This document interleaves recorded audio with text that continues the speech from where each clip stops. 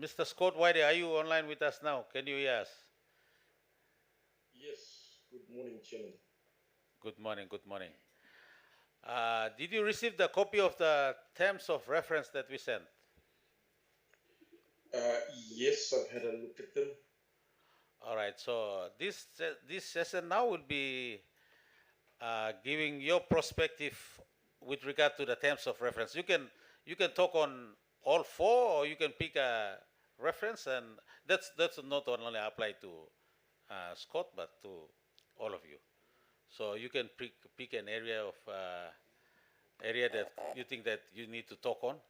Uh, if you have discussed like maybe you talk finish, nah, but something you think you miss out and you want to say, and this is a good time to say. You can talk about all four regarding media impacts of misinformation, disinformation, and then about the internal policies of vetting and processing news, then freedom of media, and then journalism. So it's like the area is all clear.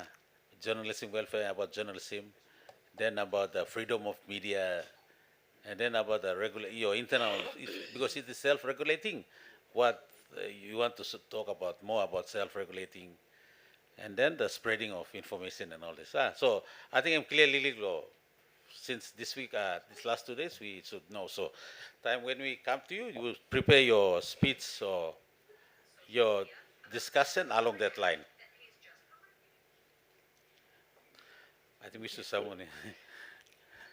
So I'm alright. You blow all. So me ba start at the Neville. Na Emba, he will take this time, give his perspective on the terms of reference, and then we go along. Scott, it's good to you. Keep on. You stop now. You watch. All go finish now. You last man. Am I right?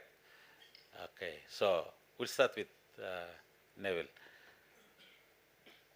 Thank you, Chairman. I think my perspectives that I'd provide now are just an observation of the conversations that have developed over the past couple of days. I think an appreciation should be acknowledged for as many speakers before me have said, that there is this forum that's created. I think for a long time there hasn't been such a forum that puts industry in the same room as government, or at least parliament, for us to be able to have this exchange. I think one thing we should also appreciate is that the media in PNG has a long experienced history in covering our people's issues. So like I said, and I keep emphasizing, we have that perspective that will set us in good stead to keep on doing the kind of work we know we need to do in the future. I'll may not be as qualified as others like Scott to speak on social media and Cabbage Gang with in terms of influence, but I think there is a general acceptance that there have to be some sort of guidelines that we all need to adhere to, whether we're professional practitioners of media, or whether we are social influencers, or whether we're just social media users. I think that's a given. I think the landscape of legislation and law is necessary, mainly for the protection and welfare of journalists and media practitioners. Um, so all of these things, I think, are very necessary. I think the conversation that we've had over the past few days has given individual organizations the chance to portray what it is they do and how they do it and why they do their business every day. So I think a word of appreciation is how I'm packaging all of what I'm saying. But I think it'd be interesting to hear from independent journalists or from Mr. White about where they see the industry moving into. Thank you, Chairman. Uh, Thank you. Sorry, before we go to you've raised a very important point on the media now about right to information. And I think that is one of the challenges that affects the freedom of information. So if you have any context, or if you know have any information about why there is no right to information, we need legislations, or there is a legislation, we are not using it, maybe you can provide some context to it. I think there is work currently being done under the Open Government Program, which includes government and civil society. TIPNG is part of that. And we hear about that in the Community Coalition Against Corruption, the CCAC. The Media Council is co-chair with TIPNG over that, with oversight over that committee. But there is work being done on the Freedom of Information Act. I understand that DICT is also looking at that and developing that process. But I think the integrity of the process of getting the information and the details of how media or professional media society can have access to information, that's the important part. And I think it's from experiences around the world where Freedom of Information Acts have been formulated. The acts may be good in policy and legislation, but the process is what ends up to be cumbersome for practicing media. So I think there is an understanding of what the dangers are with that, but it is a necessity that we need in law. Thank you. If you can introduce yourself and your background and give your context to this inquiry. Yeah, this one. Yeah. My name is Harlin Joku. I've been writing for newspapers and serving politicians for the past 20, almost 30 years now. So, yeah, I'm pretty well versed in what's been happening in the media industry over the years. Okay, I'm specifically going to be speaking on the need to form an association that's registered under the Labor Department. So some 2 years ago, we had this experience of a massive sacking and walking out of some journalists and TV workers from MTV. And that kind of like brought up that need for us to form an association to protect our rights in the workplace. And I'd like to say that from what I know from trade unions, every worker in PNG, including the worker in the media, have the right to join an association and a union. So we are in a process of getting registered with the industrial registrar. There's an application there. There's a draft constitution, and we'll be putting something in writing to the committee about our group. It's called the Media and Creative Arts Industry Workers Association. It's there. It's like an interim group right now. And they're executives there. I'm the acting interim general secretary. So I'd just like to make it known to the inquiry that there is a need for an association that takes care of the bread and butter issues and the conditions of the journalists generally in Papua New Guinea, because I know for sure that there are certain newspaper organizations that pay peanuts to the younger reporters. But that will take a while. Some are even paid under the minimum wage per fortnight. And this has to be investigated. Some even don't receive fortnights, and they're not saying it to the committee for like 2 or 3 fortnights. I am aware of that. So, these are issues, workplace issues that need to be addressed by the management of the media companies. So that's an issue that I haven't had really been discussed in this hearing, and I'd just like to raise that. And maybe if you are interested, we'll put together a report on that. The question, the issue is really taking care of the welfare of the journalists in every media organization, to keep them there.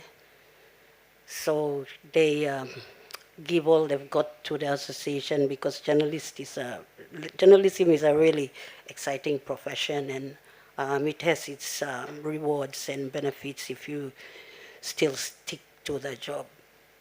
I mean, there it's perks and privileges too, but for pay conditions and all that, it's not really that good.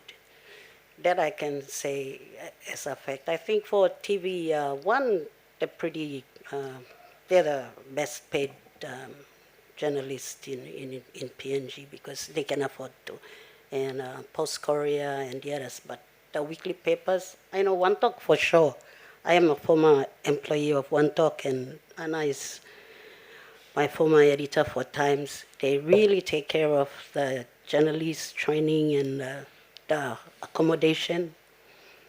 Right now, Post Korea is taking care of the accommodation, National East, but I don't know about the others. So, that's an issue. It must be everybody is looking for accommodation. We don't know whether journalists have housing allowances where they can live in a decent accommodation and do their work properly. So that's like where I am coming from. Otherwise, for work-wise and freedom of the media, I'm really for freedom of the media, because if you suppress freedom of media, you're suppressing the freedom of expression, which according to the Constitution you cannot. It's a right, a human right, like how it's been stressed. And everything else about the inquiry, I'm really happy, and I feel really privileged to have sat here and listened to all the experts speak. And I'd like to congratulate you and the government for holding this inquiry for the media, because this is the first time when you have all the media coming together to, answer your terms of reference and expressing themselves. And I really feel it's positive, like how our president of the Media Council said, that good things will happen for the media industry in the country. That's it. About all I can say. Thank you. Thank you. You raise two important. I mean, you raise a very. That's one of the challenges that affects freedom of media in this country, journalism welfare. So that affects the journalists, affects the news, and affects spread misinformation, disinformation. They all are connected. So you cannot separate this journalism ethics from code of practicing ethics and code of ethics from the welfare. They're actually related, which also affects the freedom of media. So we have to go around this to find it. So you mentioned two important points about association and then union. So I know that there should be a union that any journalist can fit into currently in this country. I'm not so sure. Would you be able to explain, or you need to create a separate union? Yes, thank you, Chairman. Actually, the association is the union, because we had to get advice from the Trade Union Council, and it's the advice they've given us. Our group is well over 25 to 30 journalists, and not just journalists, we've kind of like, we've extended it to the media workers, like drivers, cameramen, photographer, graphic artist. They're all Part of the media broad, industry. yeah, all those workers in the media industry will be involved in this. I mean, they'll become members. We're going to open up to membership from all those workers. And according to the labor laws and the union laws, everyone in Papua New Guinea has a right to join an association or form a corporation to get help Okay, I think financially, or to raise their own income.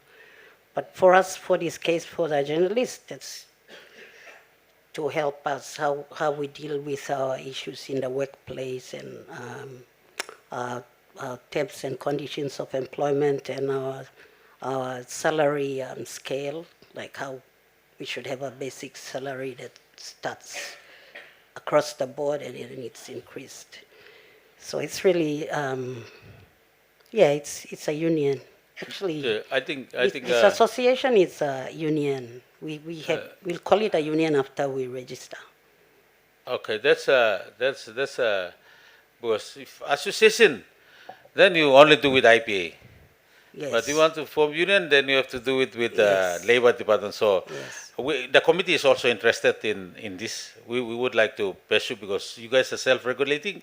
We want to ensure that those pillars of self-regulating must be in place, so that we'll be interested in your association, we'll be interested in your union, we'll be interested to find out what you are doing to ensure that they self-regulating in this. So yes, we'll take on board. Well, that will be part of our agreement. I think many communities they after the recommendation they go and form like the gender-based equality committee, which I am the member of, which led into creation of the secretariat.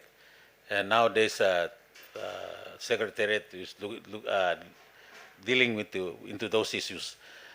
So in terms of media, we will also be keen in pursuing an area where, like association, union, whatever, we'll talk with you guys, and then we can find out some way we can help to form that body that you guys can work together. Yes. But thank you for your contribution. Thank you. Just to confirm to all the other members of the media that the registration process is there. The application is before the industrial registrar. We just have to do 2 or 3 minor changes to names and spellings, and they're going to give us we'll be officially registered under the Labor Department as a union.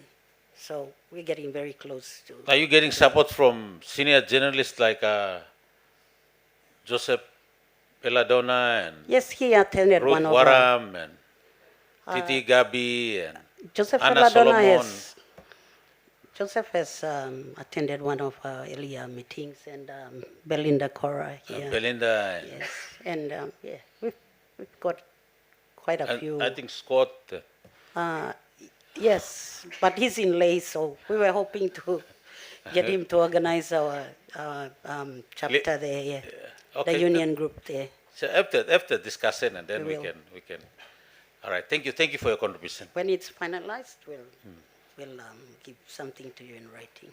All right. Thank you. Okay, we move on to Belinda. Maybe you give your background and then your prospect on these 4 terms of reference, or you have other stuff to talk about. Thank you very much. I've submitted my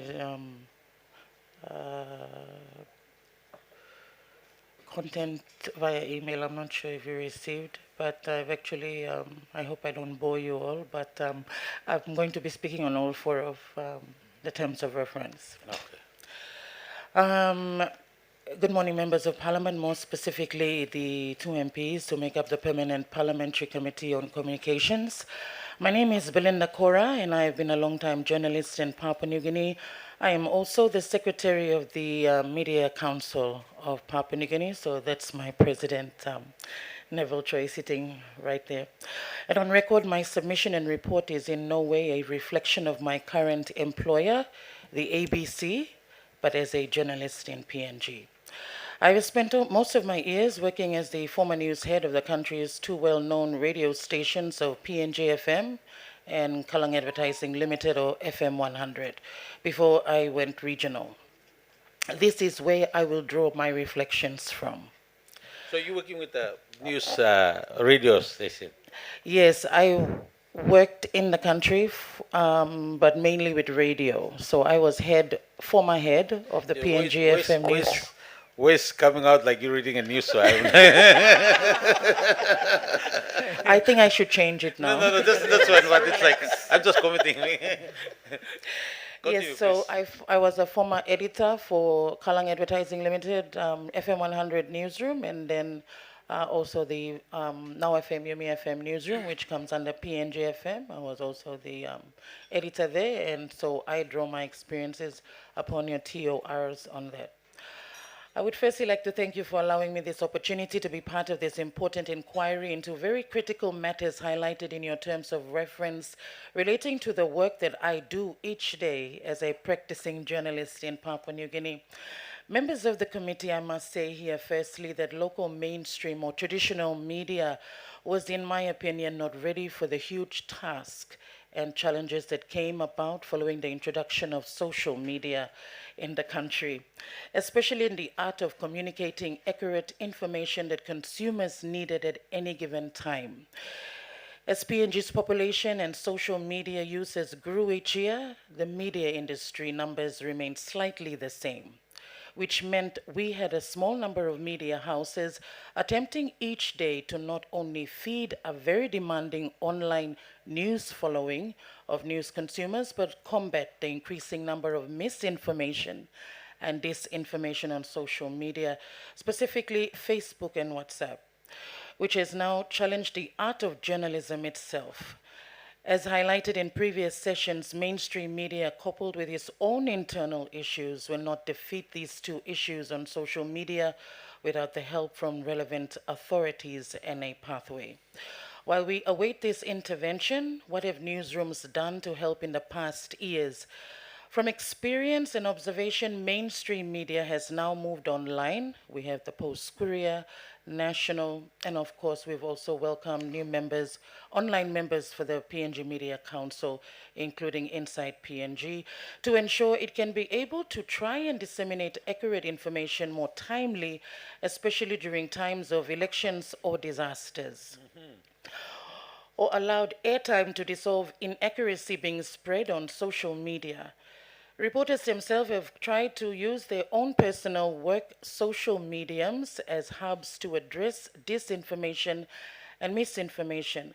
However, over the years, from my observation and experience, journalists themselves have and has now been questioned over their own work social media accounts, if they are fake or not, and forcing them to get verified. I may want to share an example here. So I have a Twitter work account. I had posted at 5 a.m.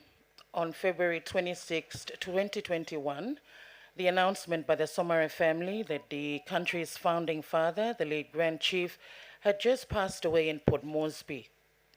While many shared the tweet, which I had to fact check, meaning I had to message the three siblings of Somare, the late Grand Chief, and confirm before I tweeted. Many more messaged me directly, rather, to find out if my account was hacked, rather than focus on the news. This reminded me how easily I and my role were now being attacked, greatly by the mere fact that many were being more careful in again trusting me as a communicator of news. And it is a fight I will continue to wake up each morning to with great passion and utmost understanding and appreciation for the society I now live in. Members, mainstream media is almost losing its purpose if this intervention of saving itself against these major issues is not addressed immediately. Basically, we need help and we need it now. Let me also point out, in my opinion, that the media is also beginning to try and again redefine itself in a society, and it will take time, effort, and help from those who are in power to protect the freedom of the press. Low literacy rates in many of our rural areas and low media awareness is not only hurting the role of journalists nationwide and as financial hubs as well, but it has left our users to confuse themselves over what is news and what is an opinion. As highlighted by the Media Council President Neville Choi yesterday, and I quote, the MCPNG notes the recent report of an Australian think tank, the Asia Pacific Development Diplomacy and Defense Dialogue, finding that trends in the information environment will become even more threatening to democratic society over the next 5 years. When a newsroom is part of asserting misinformation and disinformation, it is an untold crime against the profession itself and our democratic society, even against the freedom and responsibilities of the press. It helps to build on the mistrust that is currently being fought against by this industry itself, and each newsroom needs to create a strong and effective code of ethics that can guide journalists on how they can deal with such damaging acts. Not only that, create consequences for reporters who continue to breach their code of ethics. This industry has a media code of ethics, which is currently being updated and I believe must be taught aggressively in our journalism classrooms. The second one is the role of media organizations and regulatory agencies and PNG Media Council. The role of the PNG Media Council in its duties and responsibilities towards the much talked about government media development policy has been further elaborated by the President and Mr. Neville Choi, and I wish not to dwell too much on this, except for the fact that the independence of this industry and its role in Papua New Guinea, both in its primary function of radio, television, and print, and online, must not be threatened in any level of policy. That is not clearly Sorry, redefined. repeat your statement again. Repeat that particular line again. This is my personal opinion That's fine. as a journalist. Yes, yes. That the independence of this industry, meaning the mainstream media, the traditional television, the print, and the radio, including its online members, in any policy making, its freedom should not be suppressed or threatened, but should be looked into empowering it to do what its role, purpose is. It should be clearly defined towards the needs of empowering an already struggling industry. I personally welcome any help from outsiders industry, but not when I am unsure of what lies ahead of this changing media landscape. Media organizations themselves would also need to live up to expectations of a true, free, and independent press by adhering to its media code of ethics and answering to concerns effectively, as this will allow for trust to come back into the mainstream media in general. The third TOR, effectiveness of policies and legislation in promoting media freedom, integrity, and welfare. May I highlight a quote from the movie based on true events entitled The Post. And I quote, "In the First Amendment, the Founding Fathers gave the free press the protection it must have and to fulfill its essential role in our democracy. The press was to serve the governed, not the governors." And this was by Judge Hugo Black, writing for the 6-3 US Supreme Court majority that decided in favor of the press. This sums up an important point of how the media can be better placed to carry out its role more effectively, as well as in combating challenges that is faced with every day, and how policies can promote the freedom of the press and accessibility. More importantly, how can the government create policies that can also keep itself accountable by allowing the media to do its job? Transparency International PNG Peter Aitzi stated once in a statement during a media freedom breakfast in 2002, and I quote, "In democratic countries, often the media becomes a tool for accountability to keep other institutions such as the legislature, executive, and judiciary in check. In countries such as Papua New Guinea, where governance is weak or lacking, the work of an independent and effective media becomes even more crucial.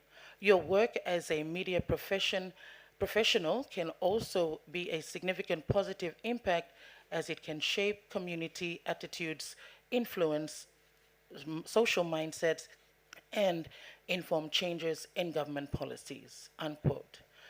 The last TOR is the standards of teaching programs and facilities at academic institutions. When I headed the PNG FM and FM 100 newsrooms, I was able to take in journalists or student journalists for their practical training from both the Divinewood University and University of Papua New Guinea. Thus, I was able to also observe firsthand their understanding, knowledge, and skill in this profession.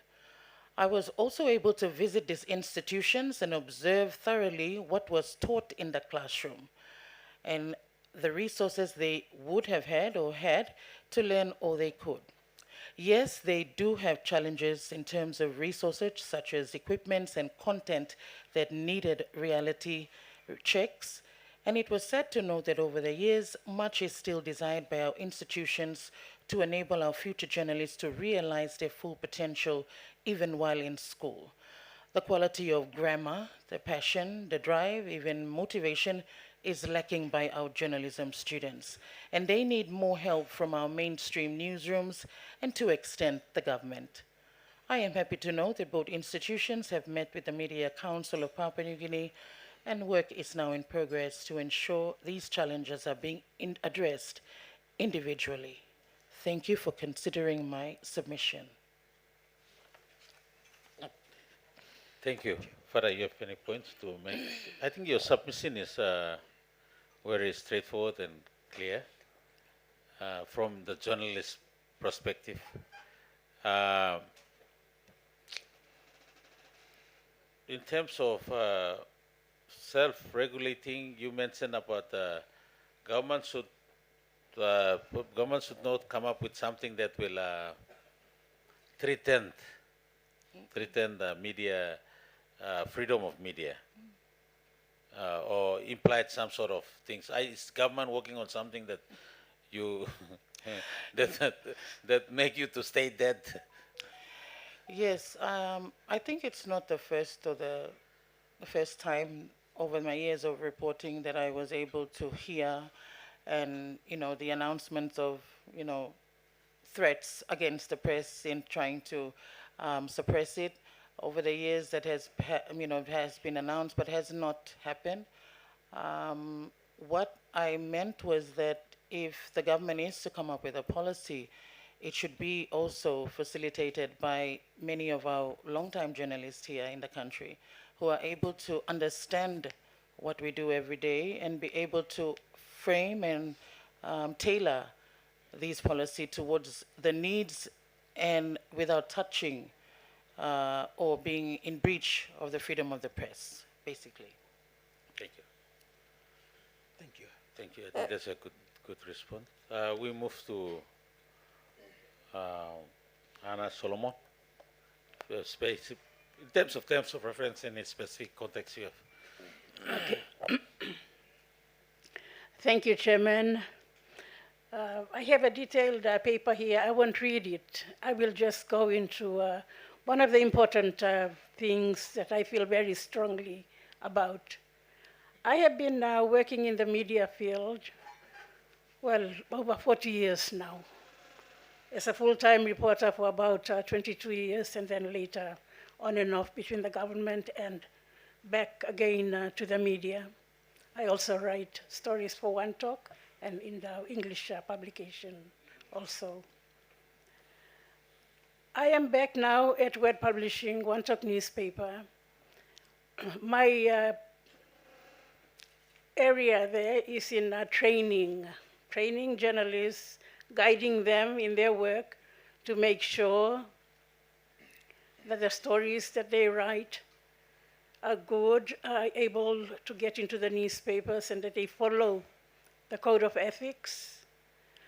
Most importantly, the stories that are presented are factual, fair, etc. All that you have heard already yesterday when the media organizations gave their presentations, but basically the code of ethics. Today's young people who are coming out in the newsroom, we have to again go back again to help them find a way to become good journalists, professional journalists. So we are not getting people who come in who can fit and go run with it. You have to keep nurturing them again, guiding them, and making sure that at the end of the day, meaning a year or two, if they still remain in your organization, they're comfortable, you're comfortable with them, they're journalists, professionals. That's the thing that I am doing now at Word Publishing. Training is very important, as I mentioned, and I cannot overstress that. The learning institutions that we have, okay, they are struggling. They do not have the kind of facilities that ideally media organizations should have. Again, funding, okay? So when the government is talking about developing the media now, that will be one area I would encourage you to look at and to help where possible. Coming again to training, ethics of journalism is very important. We try to get the reporters to always follow our handbook also. We have a guide in the newsroom that the reporters have to use to work each day, as well as following the Code of Ethics of the Media Council of PNG and the laws of PNG. Again, it's very worrisome that the stories that we get, at the end of the day, when you look at the stories, it's like, the same stories that you see in the Post, the National, that you have read already on TV, that you wonder, are we creating, are we encouraging, are we developing reporters who can think for themselves, look at what is given to them, and try to get another story, or the story behind what is spoon-fed to them. Of course, everybody has their agenda. The government, the private sector, they want to push their interest through the media. So nurturing the journalists, nurturing these young people, encouraging them to think, to weigh, scale him, make sure that we are not pushing somebody's agenda through is very important in the newsrooms. Today also, I see that the young people, many of them are just engrossed. Instead of working, writing their stories, they're sitting there looking at their phone. Sure, our business, we have to know what's happening. However, that is not where you get your story. You have to be trained, you have to know, you have to check different sources. So whatever stories that you're writing are not sensational. It is not misinformation from one party that you are also pushing through, and it's not disinformation. Thinking about our people, we have a very high illiteracy rate in this country. That's a fact. Not many people are able to read and write in English. The phone that they have on their fingertips is where they get the information from. And we try to balance that out in the mainstream media. We have to be careful. We have to make sure that what our reporters are putting out is not, just something that the social media influencers are trying to push. We know very well that in PNG today, there are people with vested interests who want to push their agenda through. And they know that in the newsrooms, they're susceptible reporters. There are people in the media management, who are not too concerned about the stories that they have from the reporters. Time is money in the newsrooms, okay? We have deadlines to meet. We are rushing. And in the process of rushing, there are fundamentals that we tend to forget. So basically, that is what I'm trying to do with the young reporters now, and I hope I am succeeding in that, and I would like to encourage that also in the different newsrooms that we have. The other important thing with One Talk newspaper, that is where I'm concentrating on, is the use, and especially the written form of talk pieces. As I mentioned earlier, we want to get our message across. We are just using English as one source. You may not think talk pieces online outside, yeah? When you politicians go out and talk, do you go and talk to people in English? I doubt very much. Maybe I'll talk pieces too. Okay, so always keep that in mind. And at Word Publishing, One Talk newspaper especially, not only are we in the business of putting out news, entertaining, we also try to educate people. We want to make you a good talk pieces writer when you leave the organization. We all speak our own form of talk pieces. We are not concerned about how we write it. So when we talk about people being literate in talk pieces, what I want to see is people being able to write in Tokpisin also. And we can only do that through our newspaper, One Talk, and I hope other papers also will come through and be able to produce. Maybe one in Hirimoto, I don't know. That's something further down the line. Okay, that's one point I want to make. In educating people, to be able to discern the news, to make sure that what they're reading is not the truth and the full truth, and they do not question it. No. Human beings, we ask questions. You heard earlier on Father Ambrose talking about the young people. We want to make the young people be able to discern the news, to be able to think, is this the truth I'm reading? Is there another side to the story? So what we want to do, or what we're trying to do in One Talk also, is to make sure that our publication goes out to as many people as possible. We even send it out to the schools.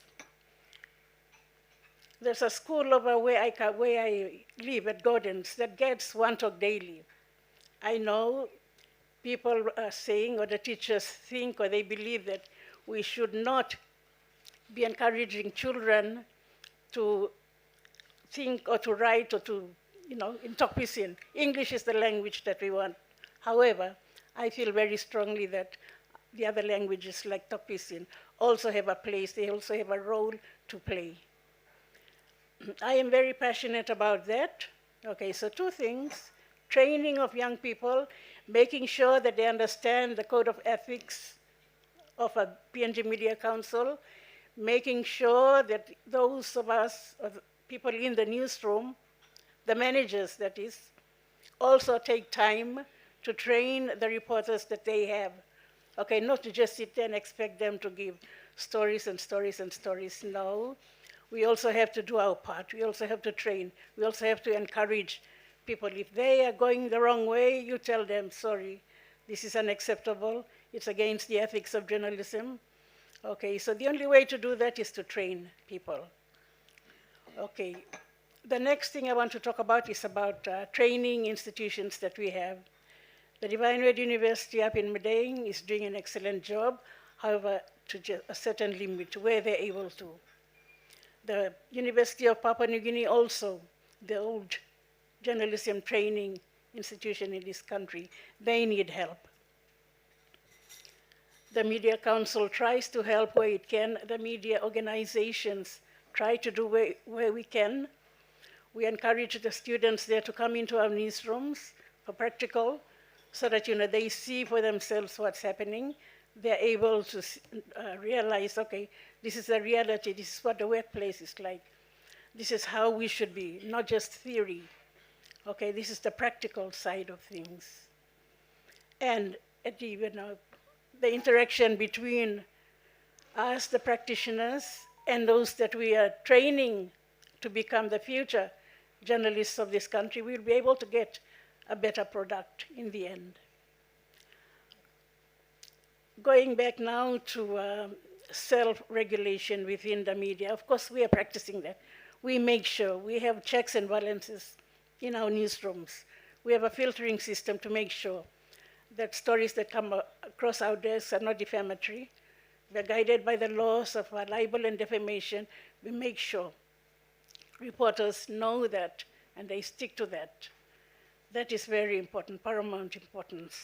We don't have the money to go stand in the court, be charged for libel or defamation week after week or month after month. No, that's not on.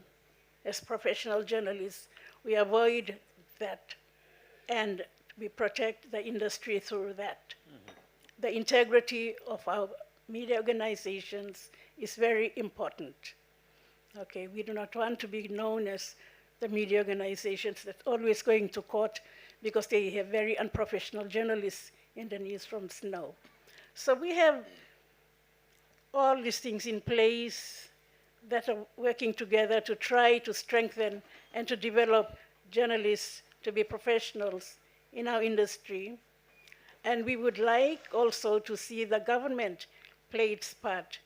Like now, when we're talking about the development of the media industry, I would like to see especially the complaints tribunal establishing a complaints tribunal.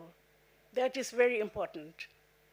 In 1983, when we started the Press Council of PNG, that was one of the big things that we had.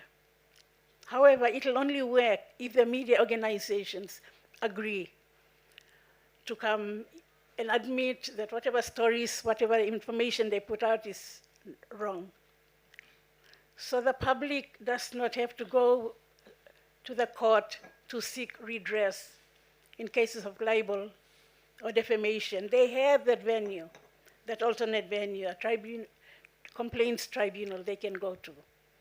That is a very fundamental thing within the media council, the media industry in PNG. We started one in 1983. It died simply because one of the media organizations that was found to be in the wrong refused to publish that, and it died. So sorry, Thomas. That was the end of that good, well-intentioned thing to self-regulate within the media industry. That was 1983. Things have changed so much. We have now come to a stage where we have an excellent media council, and we all support that. They're striving, they're working very hard to make sure that the code of ethics are upheld at all times. Whatever the government plans to do, I would support it so long as any legislation that is in place does not restrict the media, the freedom of the press. And we support the work of the Media Council. But training is very important. If we want professional journalists, if we want a professional media industry in this country, that is an important component of that. I have a detailed thing here covering the other terms of reference. I will give that to you. Thank you very much. Loharim Bloyupla. Finally, I would like to say this.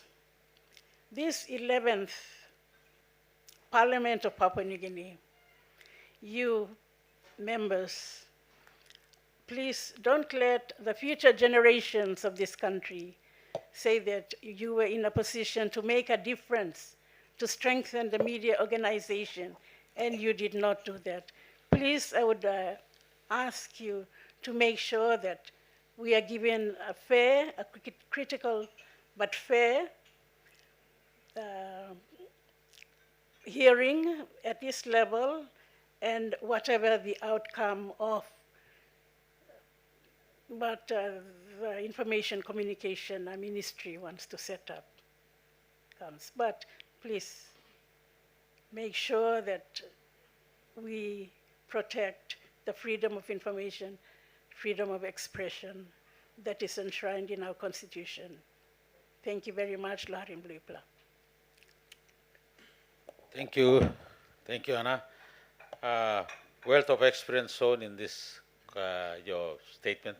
I would like to appreciate, yes, looking forward to receive the statement that you have. Will be forming part of the recommendation to the Parliament. I just want to touch base on the complaints tribunal that you mentioned. I think Neville mentioned something about that too. Media Council, do you have that set it up too? Or? Yes, Chairman, I did make mention of it. This is on the back of the review of the Media Council Constitution to increase the membership of this tribunal from 3 to now 8. Yeah. Okay. So we are in the process of selecting the 4 public members to sit on that tribunal. Okay, all right. Thank you. Good. Thank you. In terms of training and all this, these are very, very, very truthful comments, statement and all this that we have to address holistically, not just one part of media, but every part of media, so because they're all connected, interconnected. So yes, we'll welcome your statement and we can work on the recommendation. The recommendation to the Parliament will also do a debriefing with you, especially the senior journalists in the industry, so that you can also provide your insight into the recommendations and all this. Okay, let's move on to our young journalist, very vibrant journalist from editor from One Top newspaper. Thank you, Mr. Chairman, for that kind gesture. I spoke yesterday on behalf of the One Talk newspaper. For now, I'll just say a few things about myself as a journalist. From my own personal experience and observation in the industry is obviously Anna mentioned very important thing is training. One thing that I've always tried to get across to my fellow colleagues is we need to clearly understand the difference between the different aspects of the media. I think yesterday I talked about social media and the mainstream media. We need to also understand what is it? The escaped my mind now, but what I'm trying to say is, I think Mr. Eladona mentioned it earlier. He said something about, you don't just call anyone journalist, and I am big on that. If people understand their different roles, their different qualifications, they may be more be responsible in what they try to present.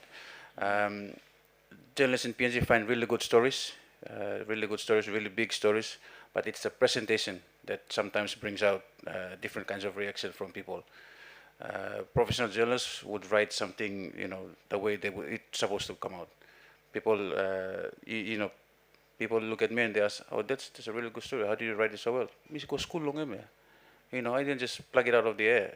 I went to school for a certain period of time. I studied, learned to write, learned to read, learned to find sources, learned to analyze, criticize, all those things. You only get that from amount of time training and practicing the craft. Also having mentorship, Anna said training.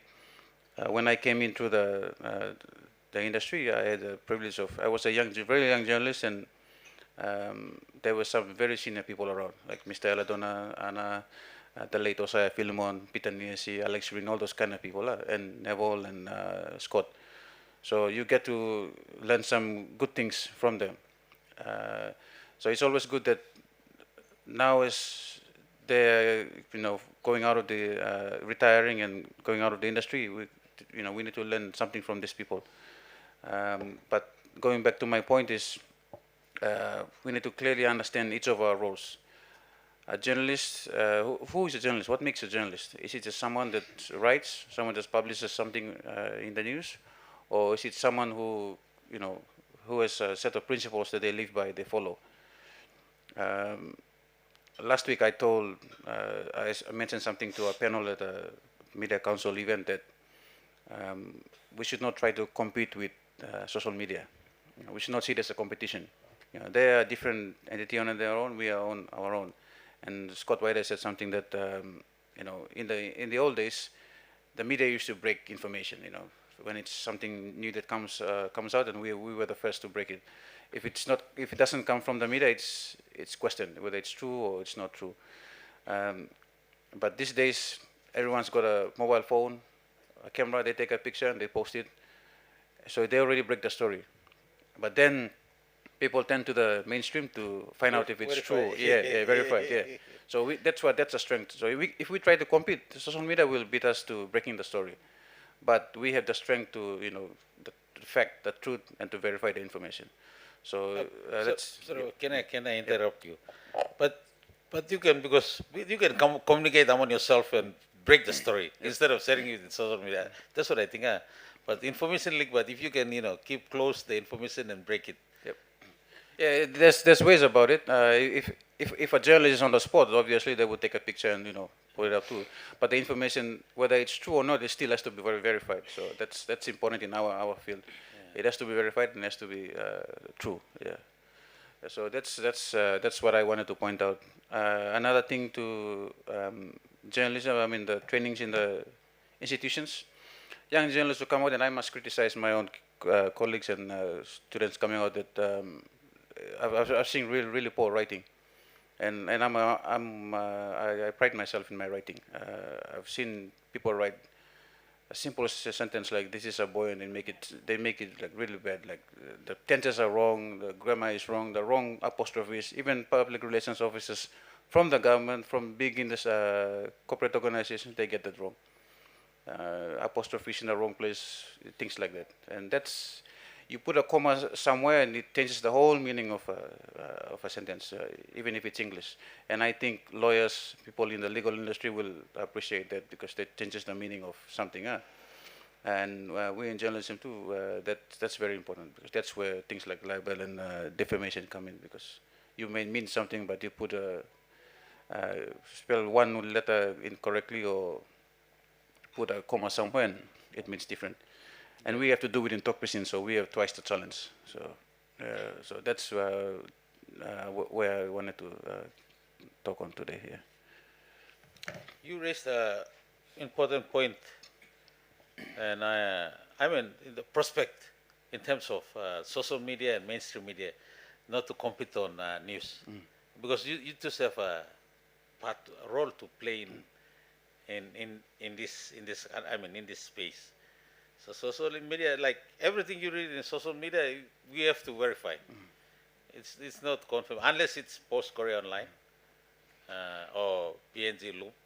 You know, this the ones we come and verify again. I mean, I do that. So that point you have is it's a good point. So you find your strength in your area and you pursue there, and then you will have followings of people reading your news and all this. Sorry, Anna, I want to come back and ask you about something. Since One Talk newspaper is giving out pidgin, Yeah. and I think it's really good. Personally, it's really good. We want to see more to do. Our culture is dying out. We should have a way of preserving our language, and maybe it's part of freedom of media, or you know, some sort of way we should find it to preserve our language. Like in Morobe, we have language like we have Yabim, we have Kote. You know, this sort of language, they died out. You only find them in, you know, Bible or lot like in hymns or something. But if you find them in a post-grade article or news about a story or something, that would be really like Motu and if the Motuans read the member for LBS, sorry, Honorable Loyboy Samuel, if they read on the paper about the story in Motu, that will, you know, it will generate something. And so you have a very important, the angle you come is very important. Maybe not to educate the in terms of English also, but preserving culture, preserving knowledge and all this. So I just want to mention that it would be good to put into recommendations so we can, you know, find some way out. So Yeah. Thank you, Chairman. You know, we have some subscribers from overseas countries to One Talk, or like Lanim Talk Pisin. That's why whereas here in PNG, we don't, you know, place much importance, which is something that we want to change. One Talk is unique. It's the only talk piece in newspaper in Papua New Guinea. And we are proud to work to promote that and to make sure that it is still going. Thank you. by the way, do you know that AI has already learned Talk Talk piece, yes. I was worried about that. Okay, that's another challenge. Okay, we go. We thank you. Sorry, I didn't get your name. Andrew Mullen. And Ramona, thank you. Thank you so much for your presentation. Let's move on to our young son from. Thank you, Chairman. First of all, my name is Michael Pais. I'm still a student in UPNG, currently at it with Post Korea. So basically, I'm going to talk within my context as a student and to my external view to the media. All right. To the context of being a student, well, training within the institution is it's one of the challenging thing I can like express here.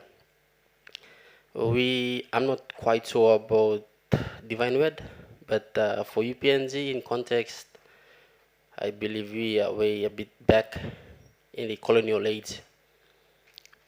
And in terms of technology-wise, we don't have media lab, and we are just using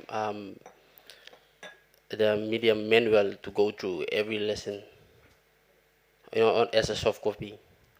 And the students out there, we will like staff as well, teaching in different courses. That's one of the challenges we face within the. That's why our speakers here, they elaborated more on trainings for the students, and this is the challenges faced by the institution within journalism and public relations department. And for as a aspiring journalist, I'm in the space now, but working towards the future, I've seen and I've heard and I've read the threats posed on the journalist, on papers, on TV, and that's substantial, I would say. That 10 years back, we have some investigative journalists being harassed, being beaten on the job by many. Like one of them would be, I believe, Quinton from MTV back then. See, I was in primary school back then, and so far in Lay, Frankie Capin on MTV. I'm in Post Korea back then. That would be in 2017 in the line of the job. And most of those investigative journalists, I believe some of the senior staff here, senior journalists here, went through this threats on the line of their job, being suspended. And these are things that we, as aspiring journalists growing up in the institution, see there's a threat for us as well, going into the space. Like if we go there and we work there and we face this, what will happen to us? So there should be a policy in place to guide this. There should be no incoherence between this. Let it be free, 100%. That's all I can say from my own perspective. Thank you. Very good, very good. That's but I'm just curious. Like you say you were in primary school and you learn about a journalist being beaten, and but yet then you decide to become a journalist. So so like so maybe you learn about the journalist being get beaten or something treated, but then you join the journalism school. So like if you know that there's a danger in there, but you join it. So can you elaborate on it? I wanted to be a journalist. So you always dream to be a journalist. Yes. So no matter what, whether there's danger or not, you still want to be a journalist. Yes. Um, it was a dream. It was my dream back when I was 6. So, despite whatever situation, I wanted to be a journalist. So that's your profession. So there are dangers in your profession. That's the risk you took. It's not about the pay. It's about saving the humanity within our profession. Yeah, that's good. That's a true journalist. That's the spirit of a journalist. Not about the pain, not about the fear, to report truth. And I mean, your mindset is right. You have the right mindset of a journalist.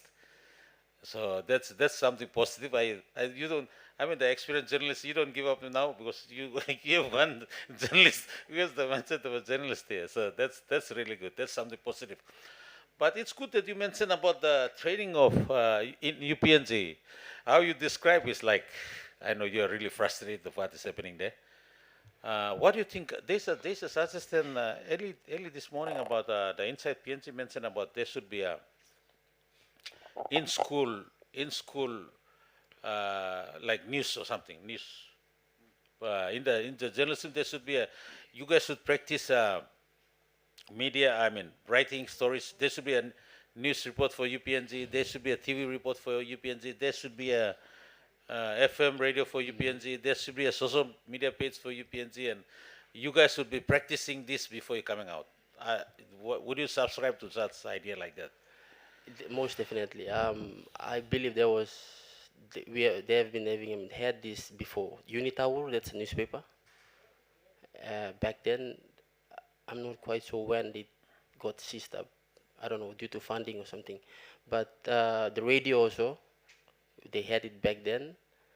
And I mean, 10 years back, I believe it's this training. So, I mean, that newspaper, in-house newspaper and radio station got stopped.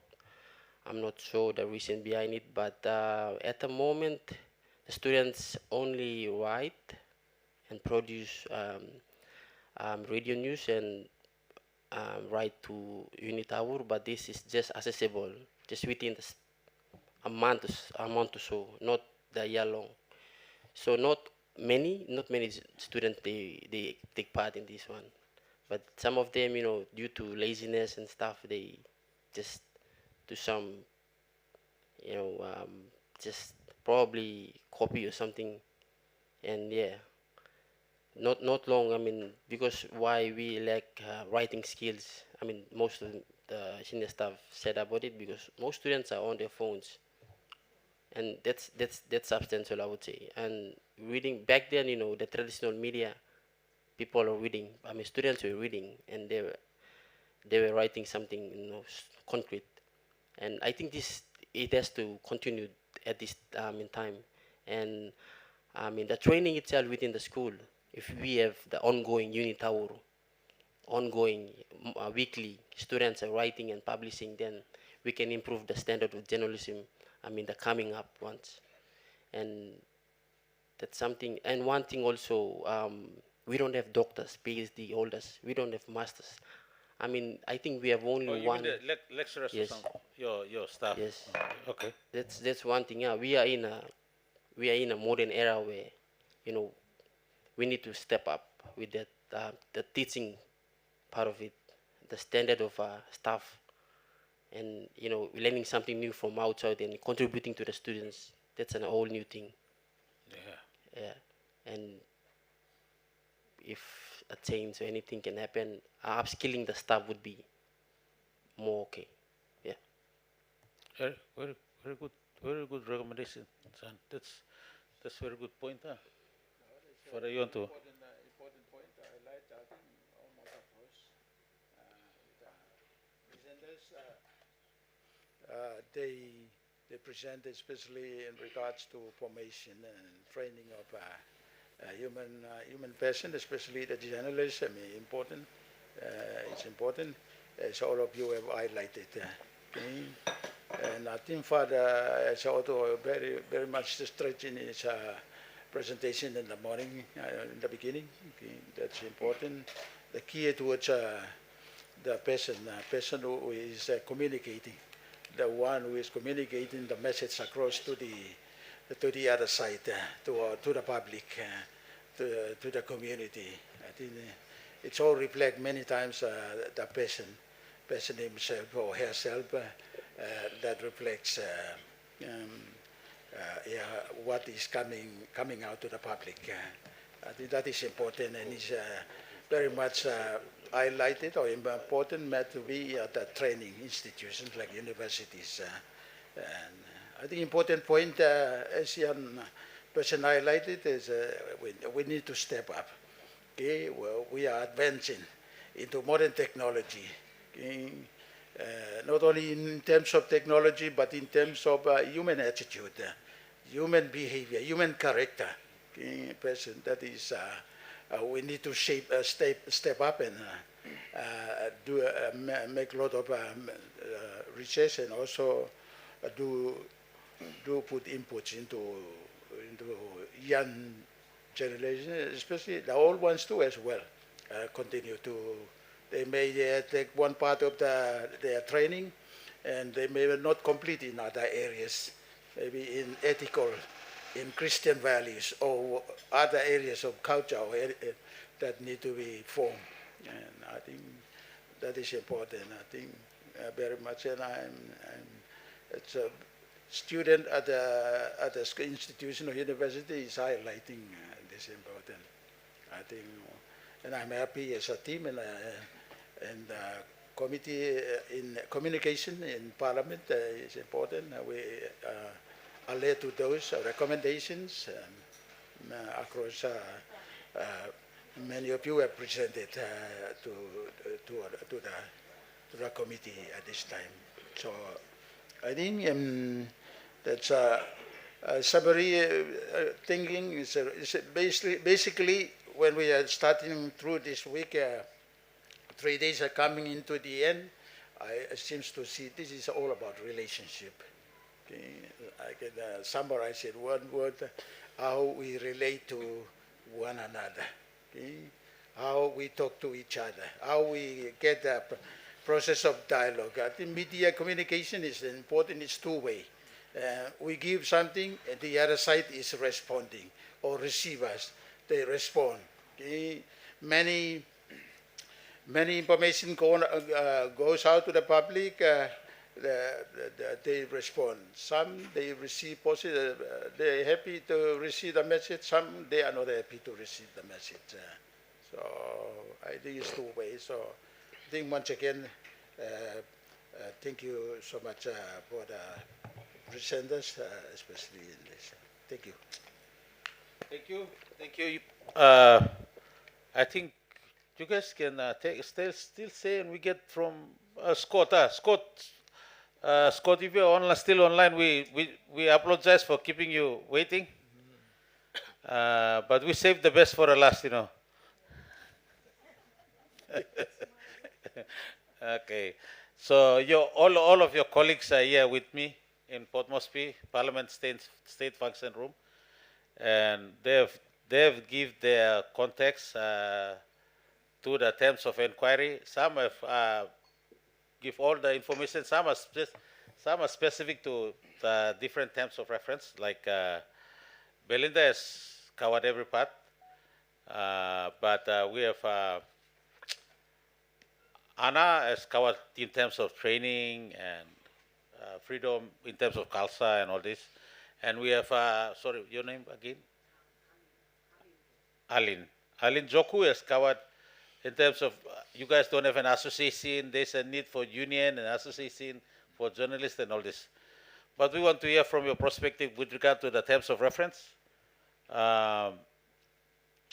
What do you think about 4 terms of reference that we have listed? We'll be doing regional consultation or inquiry, but I don't think we'll come to lay. So it will be an opportunity for you to give your thought on this. And if you really want to join us somewhere in one of the regional workshops or something, we can also bring. So just an awareness to all the journalists, your colleagues out in the provinces. We'll set out the dates for the regional consultation so they can come through that their province, that regional consultation, and give their what they think about the role and impact of media in Papua New Guinea. So, Scott, you're online. I mean, you're online now to say your thoughts on terms of reference that we have said with you. Thank you. Thank you, Chairman. But me talk pisin na talk English one time, so to set kisin notes, please, bear with me. I am currently, I run my own business in a small media company. I also do work for Radio Australia and the Radio New Zealand as a correspondent of sorts. Also, in between, I do work for Reuters as well, whenever there's a need. So I speak from that perspective, plus my previous experience as the Deputy Regional Head of News for MTV, Neville's deputy at MTV. The last 10 years especially has been quite difficult for the media in Papua New Guinea, and that has been primarily due to the political influences that we have had on the boards that have governed the companies that we served. So at MTV, there was an instance where a board member of MTV walked in on a Sunday just before APEC, and with the intention to sack me. Now, the thing I want to bring across to this community is, where did his instructions come from? It definitely came from the political level. 1 year later, Neville Choi was sacked because on his that letter that was given to him, he was sacked because one of the reasons was because he didn't sack me the previous year. Again, that was politically influenced. That instance of my suspension, my intended sacking but watered down to a suspension, and Neville's sacking had a huge impact on the media landscape in general, because people saw that if politicians can reach into the board level and influence political decisions, then everybody stood to be given the same treatment. We haven't been the only ones that have suffered like that. Alex Rini can attest to the fact that he has also been intimidated by a logging company. I won't say which logging company, and that has happened over a period of when he was with the Post Courier. Several other journalists can attest to the fact that they have also been harassed, bullied.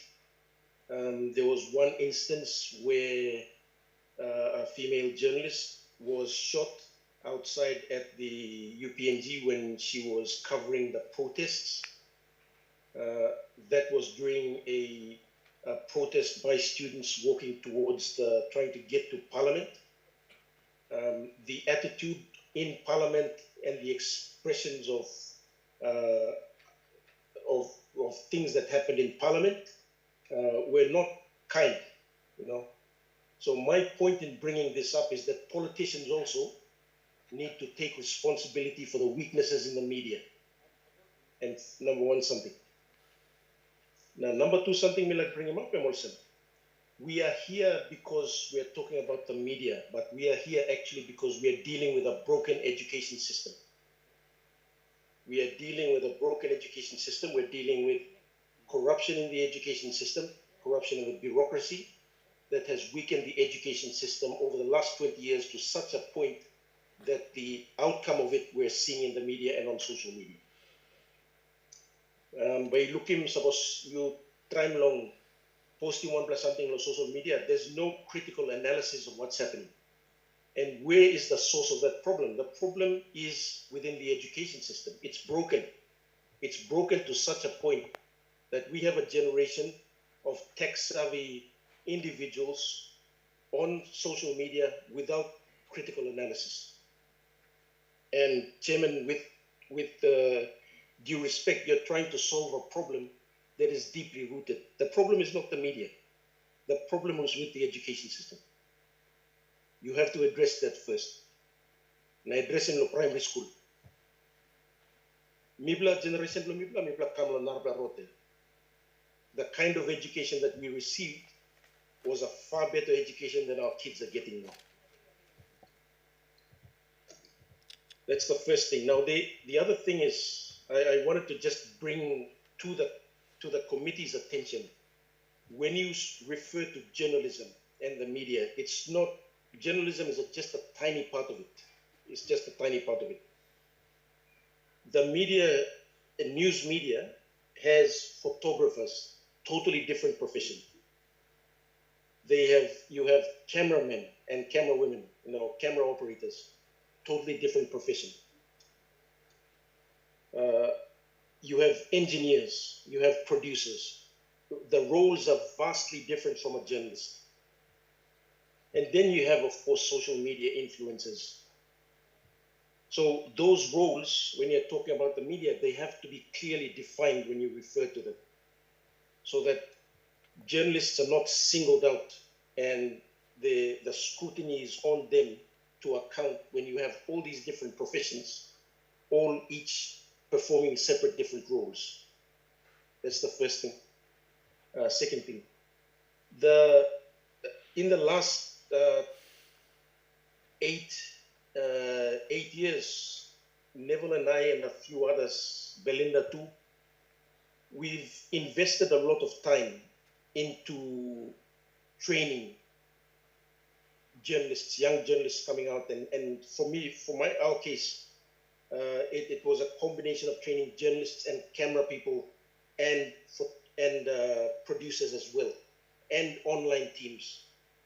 So if I'm trying to train a whole bunch of people, it means that the education that they're getting is not happening in the universities. That is not our problem. That is your problem as a decision maker. The money has to go to the education institutions. And there has to be significant investment in the education institutions. At the moment, suppose you go to UPNG, they're in a sorry state there. They're in a sorry state. They don't have the equipment to function. They don't have the lecturers to teach. And the quality of the students that are coming out, I can honestly say that in the last 8 years when I was with MTV, I didn't recruit from our journalism schools, unfortunately. And it's a reality. I've recruited from people from other sectors, other professions, and then trained them because it's much easier to do that. And that says a lot about the investments that are going into the universities. As Michael stated, and as the Media Council, what we've tried to do is encourage the universities to train around an output, meaning that with the advantages of ICT now and the advantages of the internet and mobile phones, you can train journalists within a university without having to produce a printed newspaper. You can train around train them, help them get practical experience around an electronic output that has audio, video, text, all of that trained together.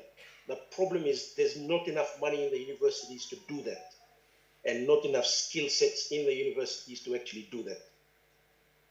The media landscape has evolved much faster than the universities can keep up with.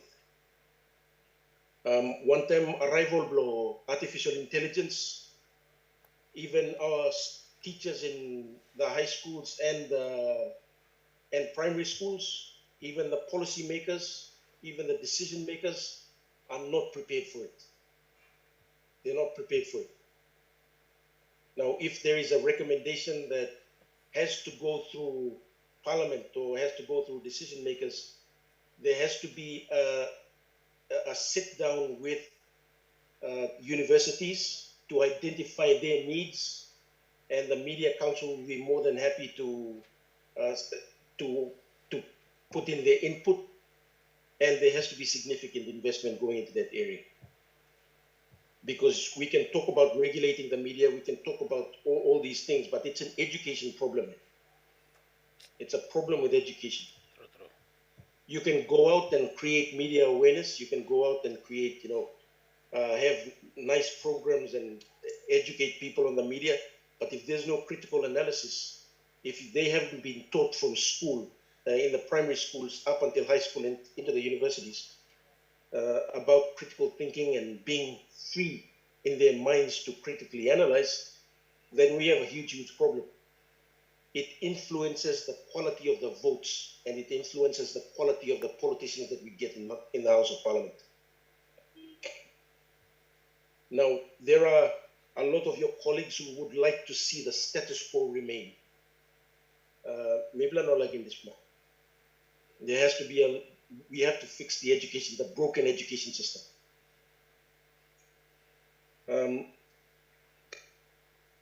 There is quite a few, some work being done, a lot of work being done. Neville and the Media Council, and I've also put in my input around creating pathways for training journalists and other media professionals and creating a pathway where there are a series of scholarships available, so that you have, when you have senior journalists come through and senior camera operators, producers, all that with different professions come through, and when they come through the profession, they have this opportunity of going and furthering their education, either technical training or getting a master's degree and then a PhD somewhere. That pathway has to be there. Now, the reason for that is that once you create a pathway, now I'll go on a master's and a PhD, you guide them back to the academic institutions. But when you guide them back to the academic institutions, you have to be able to equip them and pay them so that they will remain for long periods, so that we capture that pool of professionals that are exiting on a regular basis. So you create that cycle where they go and they mentor, and then they bring up new journalists and other professionals. The other thing that's lacking is that while we train journalists in the universities, the training is all about journalism tasol.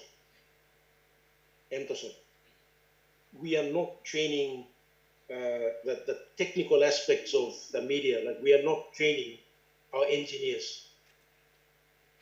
We are not training engineers. We're borrowing from other professions. Like, we're borrowing from people who have been trained through the telecom college, old telecom college. That telecom college is no longer in existence. Where are we getting our engineers from? That telecom college, I'm saying nothing. I'm bagrab na start. Mr. Lolena Milugin. I'm bagrab na start. That used to be the primary engineering institution that trained our engineers. The engineering department at Unitech needs to be strengthened so that we have a steady stream of professionals. Our engineers at MTV came from different professions. When you come to television, whole different ball game, totally different animal. Even the applications of ICT in a television station, totally different.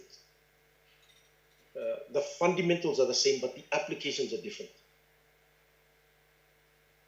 So that has to be taken into account by the committee when you are asking those questions and critiquing. All of that has to be taken into account as well. The Media Council, there was clauses in the previous media development policy that talked about having the Media Council as a government regulating entity. That will not work as well. And banana work good. But this media tribunal that Anna Solomon was talking about, that I would wholly support that, because that gives an avenue for complaint. While we talk about the tribunal, I come back to the earlier statement that we make in Longamia. The political arm of our democracy has to respect the media and has to function without this crossover and without this interference. I'm saying this from experience. I'm a victim of this interference. Neville is a victim of this interference. Many others are victims of this interference. You can ask them and they will tell you. Maybe Sabason less not talk and me talk now. And it's not a secret. It's not a secret that we have to deal with this every day. It's not a secret that we have politicians calling up, or their handlers calling up newsrooms and saying, can you have this story on the front page? Why did my story not get aired? Why did my story not get published? Something like that. So that constant, it's good to have those fights, but when it comes to the point where the role of the media is being interfered with, and journalists and editors are being intimidated and coerced and forced to do something else, then it becomes a problem. A lot of the issues that you've raised stems from that political interference, and that needs to be acknowledged.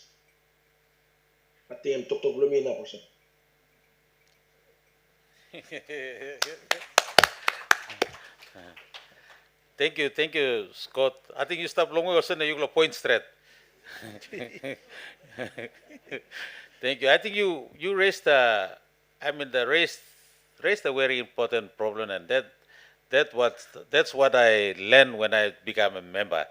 I found out that our education system is not working, and it's not only in the media industry. It's really across the board across the board in our society. We are looking at the media, but when we go and start looking at another industry, we'll still find the issue of training, all this. So true, I I subscribe your thinking that our education system is broken and we need to fix it. And like members of parliament, that's one important point. So it's good. It's that conclusion. I completely agree with it. So the media, you can also promote that conclusion too. Our education system is broken. We need to address and fix it. That too. Your conversation will be taken into account. I mean, will be as form part of the submission for our inquiry, and we'll do the recommendation and present. Uh, it's we are slowly coming to form some sort of recommendation or idea on how the outcome of the inquiry will sit and how we will present to the parliament. It will be good to present something that is achievable. That's something we can be able to achieve with minimum legislation as much as possible, with proper coordination from the industry and from the government, and so some sort of recommendation that is achievable by the committee and by the team and by the leaders, the parliamentarians and all this. So yes, thank you, Scott, for your contribution. Thank you. We will close this session, and we have not. Our last session is on. We will call the Professor Cecilia Nebo. Is she here? Oh, she's here. All right. So that's good. You will form part of the. You will. It's good that you being Scott is there. Scott, you can witness the inquiry into that, and we'll ask about the journalism training in University of Papua New Guinea, so all of us can learn from it. Like I said earlier, it is not something to blame anyone. Our inquiry is not to blame anyone, to collect information on how best we can address the issues that we thought it exist and all this. So my journalist, media line, Scott too, one important point. The photographers are very important people too, I realize. Because now there's a member, it's like you want the best photographer to get you, not the. So he mentioned a very important point. So while you form your association and all this, these are the things that we have to take into consideration. Thank you. Thank you for your time, journalist. Thank you. Thank you. You can be excused, and we bring on board. Paitiman Lol. We bring on board Professor. Let's continue until we finish. Oh, can we take a bit of break, 5 minutes, and then 5 minutes or like 5 minutes, huh? Because it's lunch, it's past lunch, so because people after that when go back to school, so we do the inquiry here, and then Emily is here too. Emily, you can come and take the seat too. Yeah, because we have to question you. I not question you. Get information from you. Ask for information. You say source of information. That's what you're saying. So just give us 5 minutes, and then we'll continue.